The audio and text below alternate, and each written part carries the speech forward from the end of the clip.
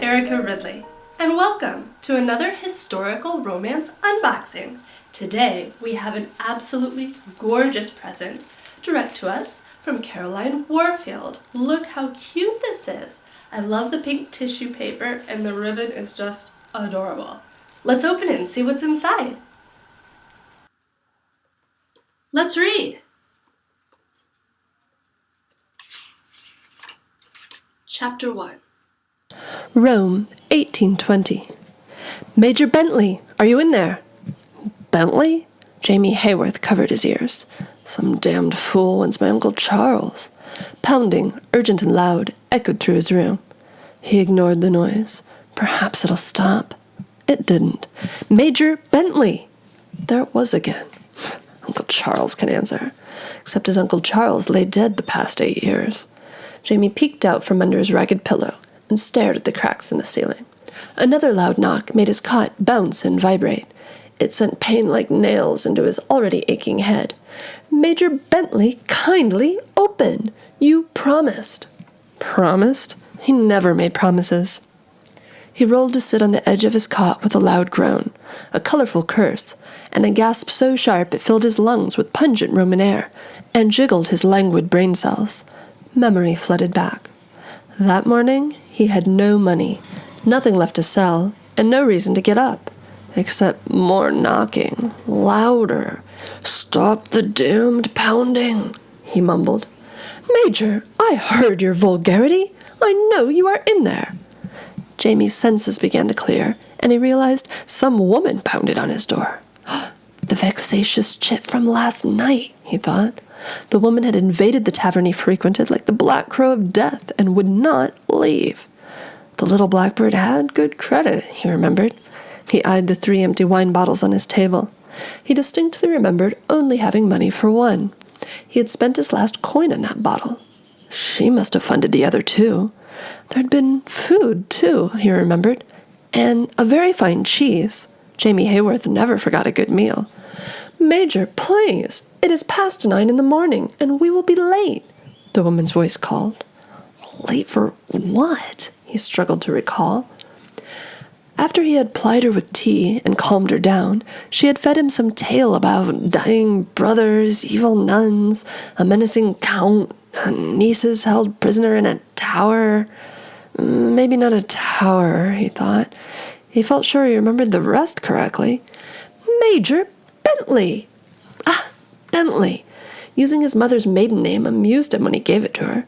Major Lord James Phineas Heyworth, 4th Baron, and so on, sounded ludicrous attached to his pathetic self, even if he didn't have good reason to avoid being found. He preferred not to use it. Bentley sounded safer. He hoped it was. Did I promise anything? "You promised you would meet me by the fountain at the piazza at 8:30 this morning," said the voice behind the door. Her answer stunned him. He could think of no reason why he would promise some transmet blackbird anything, much less an early morning rendezvous. "Are you well?" the voice persisted. "No, damn it, I feel like the very devil." "Yes, I am well. We were to meet at 8:30 in the evening, were we not?" he responded. No sane person runs about at 8:30 in the morning. He began to wonder if the woman really was mad, one of those hysterical females who reads too many novels. "Don't be ridiculous. The nuns wouldn't let us in the hospital in the evening," she said. Nuns again, and more infernal banging. He doubted the door, though thick as a post, could stand against his ravening crow. "Major, you promised. You said—" Jamie threw the door open. The woman stumbled against him. Soft curves pressed against his entire length and jarred his sluggish body awake. "I'm not dead yet." The thought improved his mood considerably. He produced his cheekiest grin and made no effort to remove her soft body from his person. "What did I promise, exactly?" he asked, staring down into a delicately sculpted face, inches from his. He liked the feel of her. She's hiding her best parts under all that English wool. Doesn't the foolish woman know she's in Rome? The chit pushed herself away, slipped under his guard, entered the room, and frowned in distaste. No schoolroom miss this one. In daylight, she looked more like a wren than a raven. Dressed in sensible brown, she radiated bright, searching eyes and flowing energy. Too damn much energy for so early in the morning. Her eyes darted over the bottles, scattered clothing, and the dirty dishes on his broken chair. "You said that you—" She stopped abruptly and gaped. He glanced down. "Luckily, I fell asleep in my shirt," he said, lips twitching. "I'm sure I can locate my trousers and small clothes, if you'll give me a moment." For an instant, blue sparks flared in her eyes, which were rimmed by thick honey-gold lashes.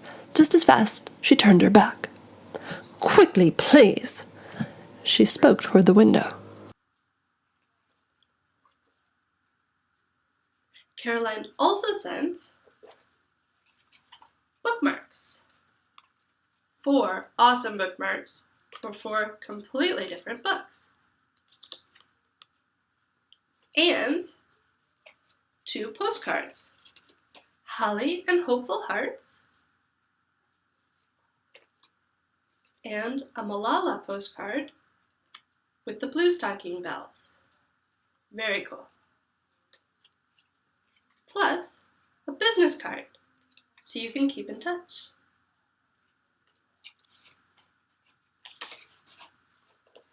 Thanks, Caroline! Thank you for watching Historical Romance Unboxing with Erica Ridley. More information about today's featured book can be found in the text accompanying this video, as well as on my website, ericaridley.com/unboxing. To win a signed copy of today's featured book, as well as an autographed romance from my Rogues to Riches series, just leave a comment on this video within 24 hours and you're entered to win. Keep reading and see you next time!